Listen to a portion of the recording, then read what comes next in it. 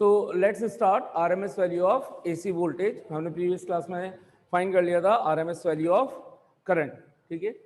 तो आपको मैंने बताया था आरएमएस का full form root mean square, और उसको रीड करने का तरीका root of mean of square, ठीक है।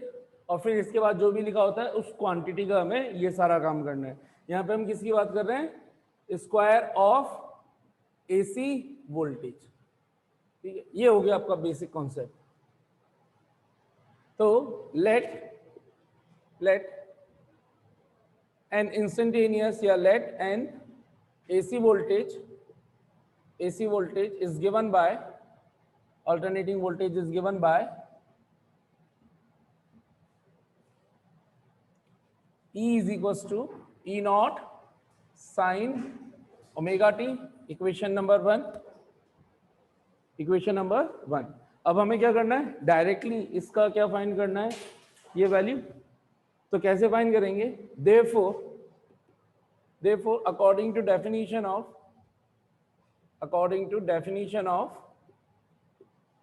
RMS value of AC voltage क्या होना चाहिए? ERMS should be is equals to, formula बोलिए साहब, what should be the formula for RMS value of AC voltage?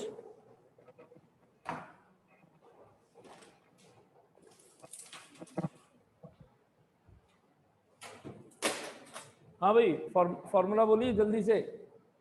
क्या बताया था? मीन निकालना, कहाँ गया? I naught upon root 2 square. अरे फॉर्मूला मतलब निकालने के लिए प्रोसीजर। इंटीग्रेशन ऑफ मीन किसका? एसी वोल्टेज का। तो पहले और उसका रूट, तो रूट लगा दें। रूट निकालना है mean of square of AC. Square of AC voltage होता है क्या?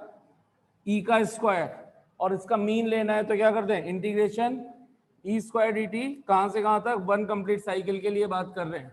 AC voltage over one complete cycle,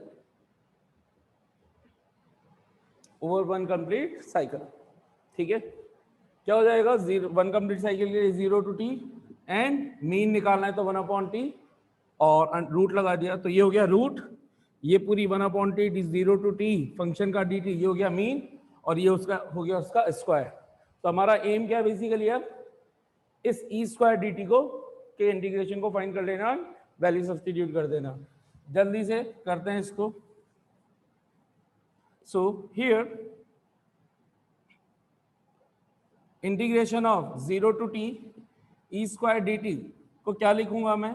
0 to t E का square by equation 1 substitute here E naught square sine square omega t d T.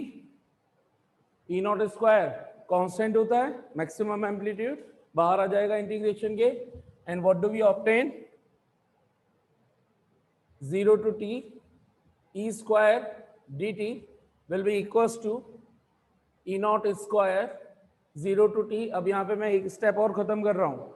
Sign square omega t can be written as 1 minus cos 2 omega t upon 2, so 1 minus cos 2 omega t upon 2, as we have already discussed in previous class।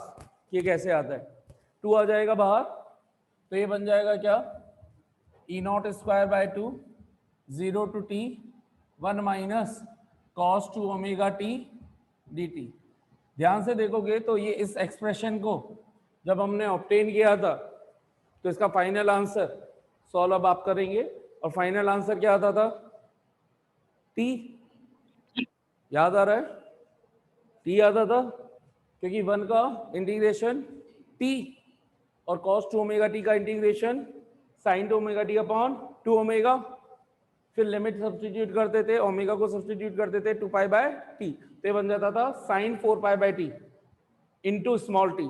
Limit substitute करेंगे capital T, T से T cancel हो जाएगा, sign 4 पाई 0 minus 0, sign 0 minus 0 0 हो गया साहब सब कुछ, और इधर चलेगा t माइनस 0, केवल बचेगा t, हो गया खत्म। एक बार अगर सीख लिया तो फिर ये स्टेप्स ऐसे खत्म होती है। E naught square by 2। ये किसकी वैल्यू आ गई, 0 to T E square D T की वैल्यू आ गई साहब आपके पास E naught square by 2 into T. Equation number 1 2 3, ठीक है। आफ्टर सॉल्विंग दिस 3 से 2 में सब्स्टिट्यूट कर दूं value, what do I get, E R M S will be equals to under root of 1 by T into इस पूरे की value E naught square T by 2, T cancel, and what do I get, E naught by root 2। तो कितना हो गया साहब आपके पास, E R M S is equal to E naught by root 2। This is equation number 4। इसका मतलब same relationship हमारे पास ऑब्टेन हो रहा है, ठीक है। क्लियर है सभी को? तो इस तरीके से आप लोग कर सकते हो। इसी के थ्रू आप क्या भी निकाल सकते हो, IRMS की वैल्यू भी निकाल सकते हो, है ना। E is equal to IR से IRMS is equal to ERMS upon R, ठीक है। तो IRMS आपके पास आ जाएगा, IRMS इज इक्वल टू क्या हो जाएगा, ERMS अपॉन R, ठीक है। सो ये आपका एक्सप्रेशन आ गया, और ये वैल्यू किसी और 1/√2 को सॉल्व करते तो क्या आता है, 0.707। आई गेस सॉल्व करना सबको आता होगा। जब भी नीचे √2 होता है, मैथ्स का कॉन्सेप्ट रैशनलाइजेशन मेथड लगाया जाता है। whenever there is a root in denominator, always we solve it by rationalization method। rationalization क्या कहता है, रूट वाली सेम क्वांटिटी से मल्टीप्लाई डिवाइड कर दो, तो नीचे रूट हट जाता है, ऊपर रह जाता है। √2 से मल्टीप्लाई डिवाइड कर दिया, नीचे बन गया 2, ऊपर बन गया √2 की वैल्यू 1.414 अपॉन 2, 0.707, इस तरीके से वैल्यू आ जाती है। क्लियर हो गया? कितना समझ में आ गया? जल्दी से note it down.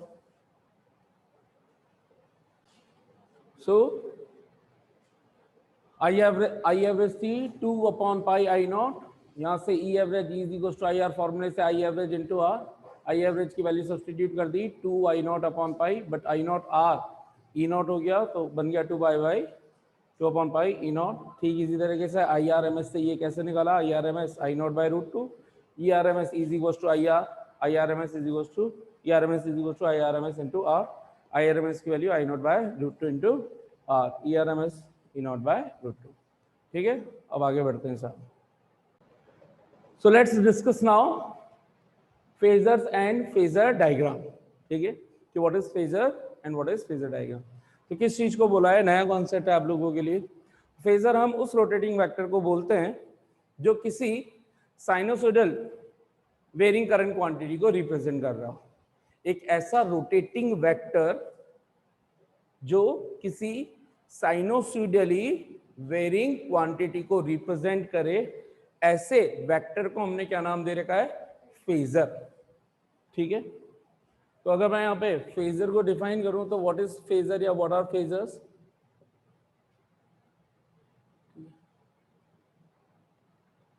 That rotating vector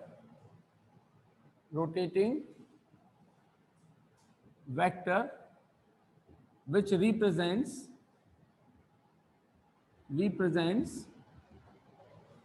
a sinusoidally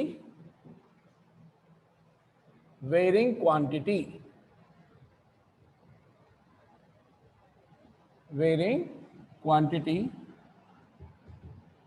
is called a phasor। ठीक है, ये तो हुई फेजर की डेफिनेशन। क्यों पढ़ रहे हैं हम इसको, इसलिए पढ़ रहे हैं कि हमें आगे डिस्कस करना है किसको, अल्टरनेटिंग करंट और अल्टरनेटिंग वोल्टेज। और अभी हम इसके बाद एक रिलेशनशिप देखेंगे। रिलेशनशिप का मतलब हम ग्राफिकल मेथड्स ऐसे देखेंगे जिसके थ्रू हम पेपर पर रिप्रेजेंट कर सकें एसी करंट और एसी वोल्टेज को ग्राफ में, और ये बता सकें कि ये दोनों किस तरीके से वेरी हो रही होंगी। ठीक है, इसलिए हम इसकी स्टडी कर रहे हैं। तो इसके बाद अगर ये फेजर है तो मैं पहले यहाँ पे थोड़ा एक्सप्लेन कर देता हूँ, फिर इसके बाद और दूसरी डेफिनेशन लिखूंगा। लेट सपोज हमारे पास एसी वोल्टेज है या ऑल्टरनेटिंग ईएमएफ है, E is equal to E naught sine omega t.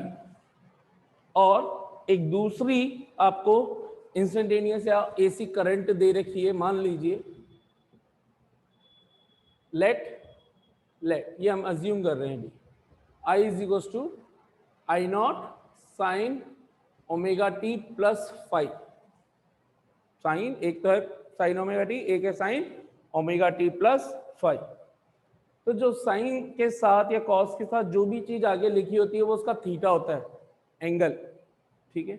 और अगर कोई चीज साइनोसोडियल फॉर्म में वेरी कर रही हो तो उस थीटा का नाम बोलते हैं फेज एंगल। क्या बोलते हैं? Phase angle. और किन्हीं दो क्वांटिटी के फेज एंगल यानी उनके थीटा में जब डिफरेंस निकालते हैं तो उसको बोलते हैं फेज एंगल डिफरेंस, ठीक है। अच्छा, अगर मैं अभी आपसे पूछूं इन दोनों के थीटा में यानी कि फेज एंगल्स में डिफरेंस कितने का है, तो कितने का होगा? पाई का सॉरी पाई नहीं फाई है ना, फाई।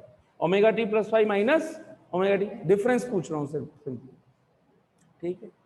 अगर फेज एंगल का डिफरेंस पॉजिटिव क्वांटिटी आए जिसके लिए आप निकाल रहे हो, मान लीजिए मैंने बोला कि करंट का वोल्टेज के रेस्पेक्ट में फेज एंगल, यानी कि आप करंट के फेज एंगल को इसमें से माइनस कर रहे हो, और अगर आंसर पॉजिटिव आ रहा है तो हम बोलेंगे कि current is leading the EMF by the phase angle five.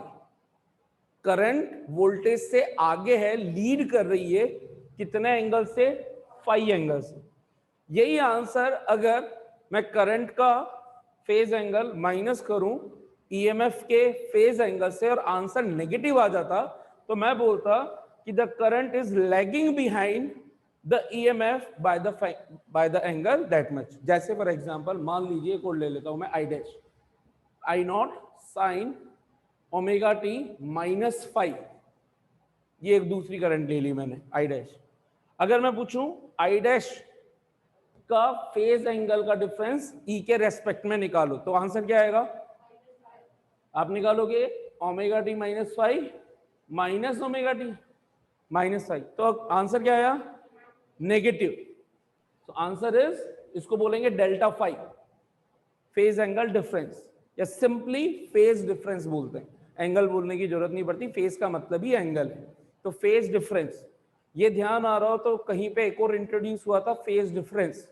कहां पे इंट्रोड्यूस हुआ था? एक्सक्यूज मी, ऑप्टिक्स में हमने इसको इंट्रोड्यूस किया। तो फेज डिफरेंस हमारे पास आ रहा है माइनस फाइव, बोले तो नेगेटिव। ये फेज डिफरेंस मैंने करंट का वोल्टेज के रेस्पेक्ट में निकाला है, तो मैं बोलूंगा current is leading behind the voltage bye an angle five. Five की वैल्यू 30 डिग्री हुई तो मैं बोलता कि the current is lagging behind the voltage bye an angle five, यानी कि 30 डिग्री। और पॉजिटिव ये किसके लिए निकाला मैंने? आई डैश का ई के रेस्पेक्ट में, और आई का ई के रेस्पेक्ट में निकालता तो आंसर प्लस फाइव आ रहा है, तो मैं बोलता current is leading the EMF. एक है लैगिंग बिहाइंड और एक है लीडिंग। लीड करना, फॉरवर्ड होना, आगे रहना, कोई चीज किसी को लीड करती है, ठीक है। ये दो चीजें समझ में आ गई आप लोगों को।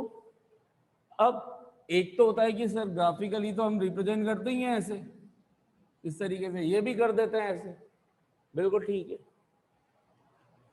तो अब इनको कैसे चेक करेंगे एक ही डायग्राम में? तो एक डायग्राम में भी चेक करने का मेथड है।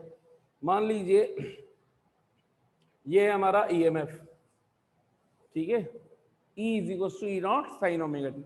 मान लीजिए इसी E से, इसको छोड़ देता हूं, इसी E से अगर E होता मेरे पास E naught sine omega t, और इसी E से जो करंट निकलती है ना, सर्किट के अंदर हम ईएमएफ लगा रहे हैं, ईएमएफ सोर्स, सर्किट देख लो, यहां पहले डीसी बैटरी लगाते थे, अब हम क्या लगा रहे हैं? एसी बैटरी, यानी एसी बैटरी नहीं, एसी सोर्स। तो एसी सोर्स ई है जिससे करंट आई निकल रही है, ये मैंने लिख रहा हूं, यहां पर लिख दी है आई नॉट साइन ओमेगा टी। अगर ये लिख दी है ऐसे ही, तो फेज एंगल या फेज डिफरेंस कितने का चल रहा है? 0 डिग्री। इसका मतलब जो जो ई की पीक वैल्यूज होंगी उसी तरीके से वन साइकिल और उसी तरीके की पीक वैल्यूज इसकी होंगी। लेकिन एक रिलेशन हमें ये भी पता है कि ई नॉट और आई नॉट में बड़ा कौन होता है वैल्यू वाइज, यूनिट वाइज, मतलब इसकी यूनिट नहीं बोल रहा हूँ कि वोल्टेज और करंट में कैसे कंपेयर करेंगे, जो भी वैल्यू आती, अगर ये इसी की करंट है तो, और ये इसका आर रेजिस्टेंस है ई नॉट तो समझ में आता है, क्योंकि हमें पता है क्या, इसको डिवाइड कर देते थे हम, है ना, E is equal to I R करते थे, तो I इज इक्वल टू क्या आ जाता है, E अपॉन आर, E की वैल्यू सब्सटीट्यूट करते हैं तो E naught sine omega t upon R, और इसी को तो हमने आई नॉट बोला है। तो सोचो ई नॉट को मैं, E naught upon R is I naught, है ना, E naught is I naught is equal to E naught upon R. R की कुछ ना कुछ सर्टेन वैल्यू होगी, थोड़ी देर के लिए एज्यूम कर लेते हैं, ई नॉट की वैल्यू मान लिया 10 वोल्ट। अब मैं 1 ओम रखूं, 2 ओम रखूं, 3 ओम रखूं, आंसर क्या 10, न्यूमेरिकली 10 से कम ही आएगा कि नहीं आएगा? So I naught will be less than two E naught. I naught बताता है करंट की पीक वैल्यू, ई नॉट बताता है वोल्टेज की पीक वैल्यू। वैल्यू रख करके देख लेते हैं, ई नॉट को मैंने मान लिया 10, तो आई नॉट, और 2 आर को मान लिया मैंने 2, तो आई नॉट कितना आता, 10/2 5, तो इसका मतलब पीक वैल्यू इसकी 5 आती। तो अगर ये इसकी पीक वैल्यू है किसकी, वोल्टेज की, ई नॉट, तो करंट की पीक वैल्यू यहीं कहीं पे होगी, और क्योंकि यहां पर फेज एंगल में कोई डिफरेंस नहीं है तो ये बिल्कुल सिमिलर तरीके से चलेंगे, जहां जीरो होना है वहीं जीरो होंगे, जहां मैक्सिमम होना है वहीं मैक्सिमम होना है। तो जीरो यहां पर है, जीरो यहां पर है, ये मैक्सिमम था, लेकिन ये किसका मैक्सिमम है, ई नॉट का, उसके रेस्पेक्ट में आई नॉट का मैक्सिमम यहां पे होगा, और ये जीरो हो गया। तो आई नॉट वाली करंट कैसे चल रही होती, ये देखो, नजर आ गई? ये डायग्राम हमने बना दिया एक ही के अंदर। तो एक डायग्राम ये है, इस डायग्राम को देख करके भी हम कह सकते थे कि यहाँ पर फेज एंगल, अगर ये सब कुछ नहीं लिखा हो, सिर्फ ये डायग्राम दे रखा हो, तो कॉरेस्पॉन्डिंग पीक वैल्यूज सभी जगह, जहां कॉरेस्पॉन्डिंग मिनिमम वैल्यूज सब सिमिलर फॉर्मेट में चल रही है, तो हम बोलते हैं कि दे आर इन फेज। इसको क्या बोलते हैं, इन फेज। इन फेज का मतलब उनके बीच में फेज डिफरेंस कितना है, 0।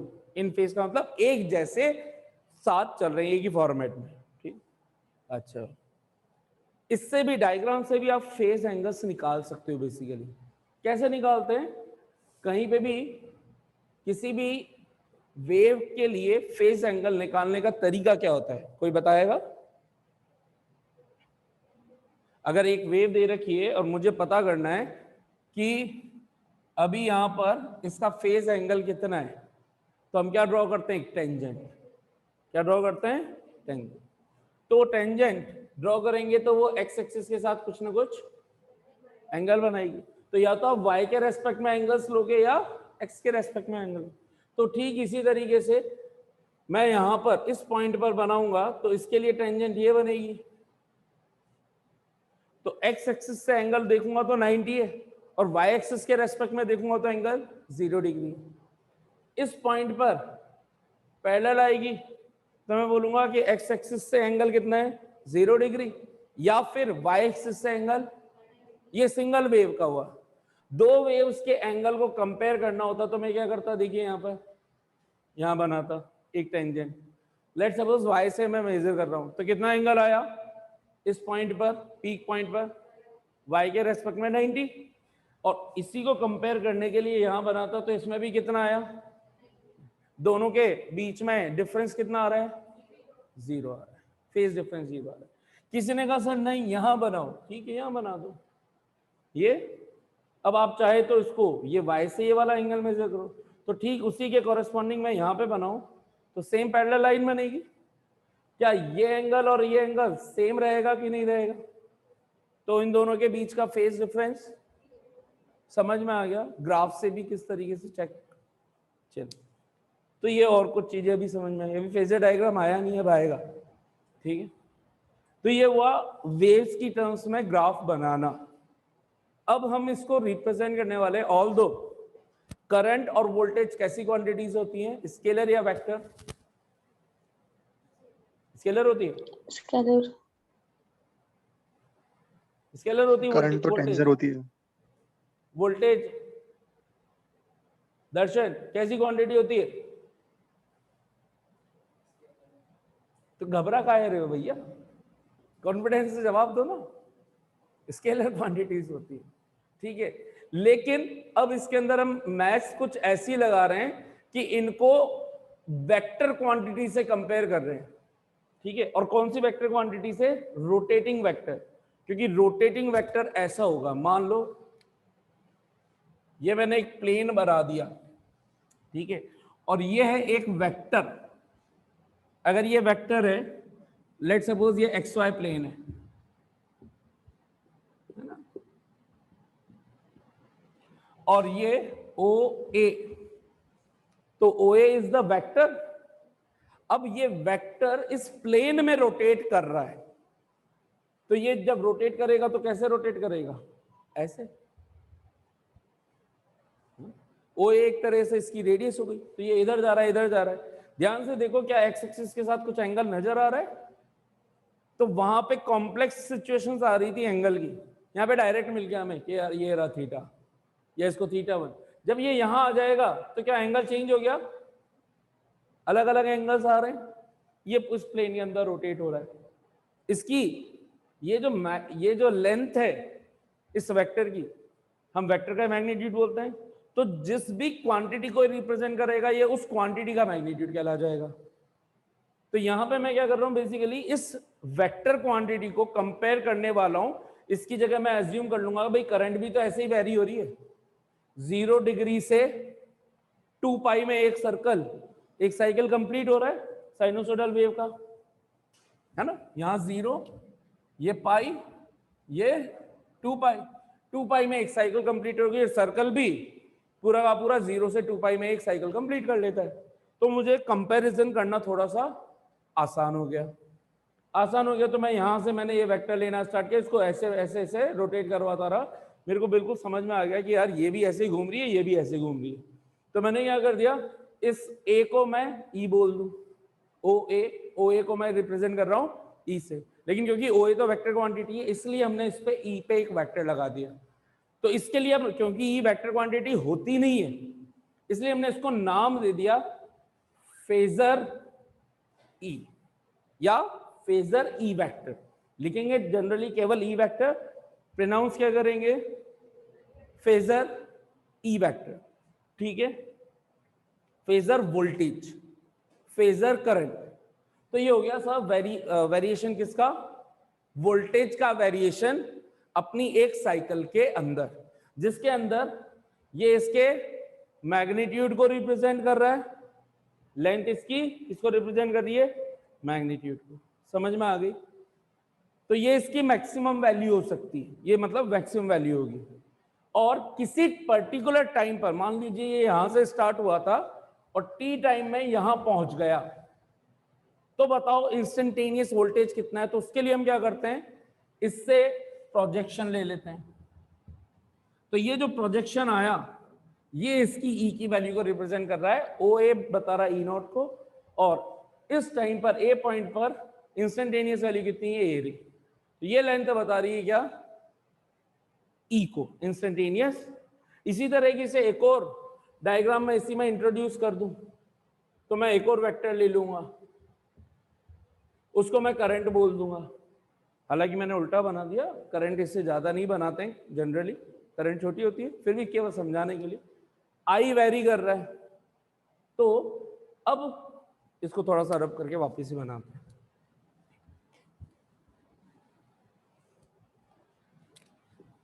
तो जब भी आप बनाएंगे, पहले आप सर्कल बनाएं। क्यों बनाएं? ताकि आप जब एक्स वाई एक्सिस बनाओगे तो वो उसके बीच में आराम से फिट हो सकती है ना। एक्स वाई पहले बना दोगे तो फिर आपका आधा कुछ सर्कल इधर निकल गया है, उधर निकल गया, तो पहले सर्कल बना लो। ठीक, 2 कॉन्सेंट्रिक सर्कल बना लो। किसको हम कंपेयर करने वाले हैं? ई और आई को। और इनके बीच में, इनके सेंटर पे आपने एक्स वाई प्लेन इंट्रोड्यूस कर दिया। ठीक है, लेट सपोज ये है हमारा ओ ए और ये है O B. Let suppose O A is representing the phasor vector E, है ना, फेजर वोल्टेज, ठीक है। और ये है OB is representing phasor I, ठीक है। तो इसको मैं आई वेक्टर ऐसे लिखूंगा, फेजर करंट, ठीक, फेजर ऑल्टरनेटिंग करंट बेसिकली, ठीक है। फेजर किस, फेजर डायग्राम्स के वेक्टर हैं वो किससे कंपेयर किए जा रहे हैं, sinusoidally varying quantity.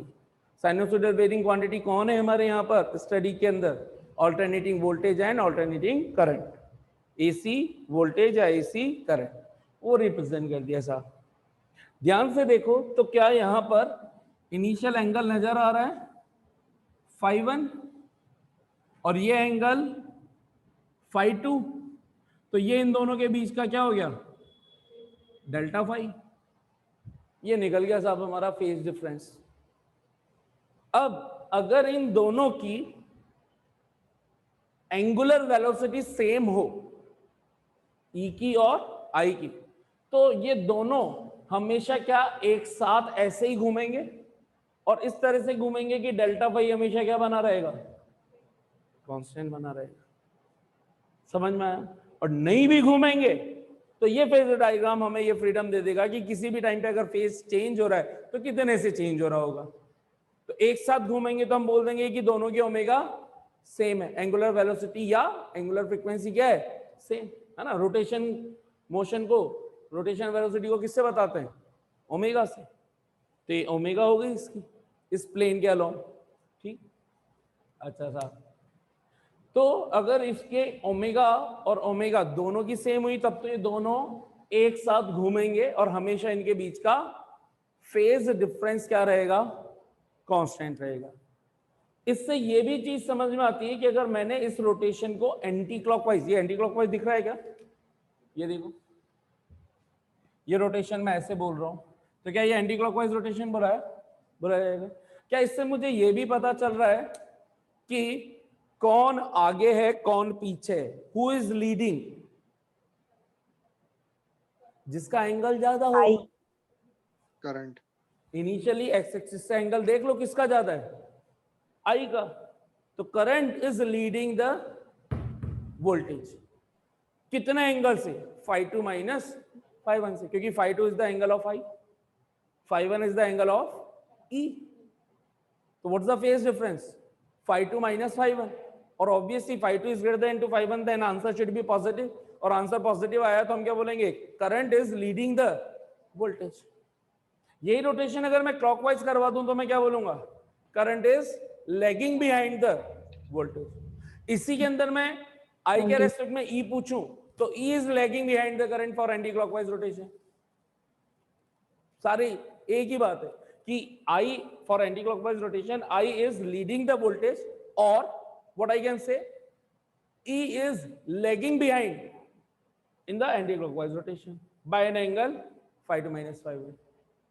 If the angular velocity remains same, then the phase difference will always be equal between two. तो इसको अगर ग्राफिकली मुझे बनाना होता तो मैं कैसे बनाता,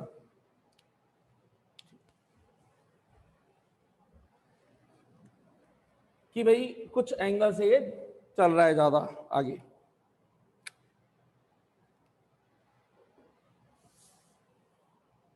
ध्यान से समझिएगा।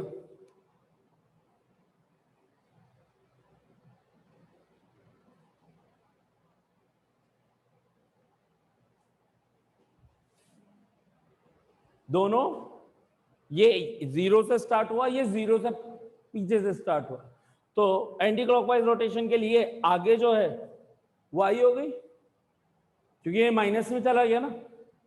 समझ में आ रही है बात? क्या हमेशा इनके बीच में एंगल का डिफरेंस सेम बना रहेगा, सेम फॉर्मेट में एक साथ चल रही है, तो एक आगे चली और एक पीछे चल रही, जिस भी एंगल से चल रही, तो इनके एंगुलर वेलोसिटी क्या है, सेम है, ठीक। डिफरेंट डिफरेंट होगी तो फिर ऑब्वियस ही बात है कि डिफरेंट। ये चीज हमने वेव ऑप्टिक्स में डिस्कस करी थी कि भाई इंटरफेरेंस के लिए फेज डिफरेंस क्या रहना चाहिए, कांस्टेंट, है ना, कांस्टेंट रहना चाहिए। ये है इन सबका meaning. This representation, this diagrammatic representation of alternating current and EMF is called phasor diagram. बताइए भाई कितनों को समझ में आ गया अच्छे से? नेक्स्ट करेंगे बाद में.